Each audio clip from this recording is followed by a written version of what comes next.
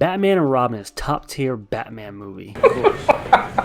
My hopes for this country are as fervent today as they... Alright, finally, like, here's a really spicy one. Batman and Robin is the top tier Batman movie that stands on its own merits. I believe it's heavily criticized because it shifts away from Burton's darker vision, rather than being inherently bad. Yeah, so a few things. For starters, Batman and Robin is bad. To this day, George Clooney still apologizes for it whenever he's at a convention. And secondly, even though it's true this shifted far away from Tim Burton's darker vision, Batman Forever came out before this. And people are a little iffy on that one. I don't mind it. I don't think it's as goofy or bad as Batman and Robin, but that one was generally more well received, even though it definitely was very different from Burton's version. But more importantly, the reception was so bad for Batman and Robin that it basically killed the franchise on film for a while, and didn't get brought back until 2005 with Batman Begins. Now, if you enjoyed this movie, yeah, by all means, go for it. But with the power of hindsight, it's easy to look back and be like, oh yeah, that was a pretty fun, goofy, and really silly movie. It has Arnold saying all the one-liners, yeah, that was really funny. But at the time, it wasn't as well received. And something I've been noticing a lot with these older comic book movies, especially stuff from the late 90s and early 2000s. People now, with over 15 to 20 years later, are looking back and saying, man, that was really fun. Like the Fantastic Four movies, Daredevil, and Spider-Man 3. A lot of people are looking back and going like, oh yeah, that was really fun. Spider-Man 3 was the movie with Bully Maguire. Come on, there's a dance number. That's hilarious. Well, yes, in hindsight, it is kind of fun, but just in the moment, it's a very different feeling. And I guarantee a lot of movies that have been released in the last 5 or 10 years will be looked back on in the future as being pretty fun and endearing. Again, you can still enjoy these things. I really like Spider-Man 3, but I do know it has a lot of flaws. And I like it more now than I did when I was a kid because, well, more time has passed. I've seen more movies. There's been new Spider-Man movies. So it's just easier to look back on this one that was considered really bad at the time and be like, that was really fun. And the same thing applies to Batman and Robin. It's still a pretty inherently bad movie. But as time has passed, everyone kind of just softened up on it and just seemed to accept it for what it is. Yeah, it's goofy as hell. It's cheesy as hell. And at times it's pretty dumb. So yeah, you can have fun with it. But again, that's what the power of hindsight and just being so far removed from it. I like it!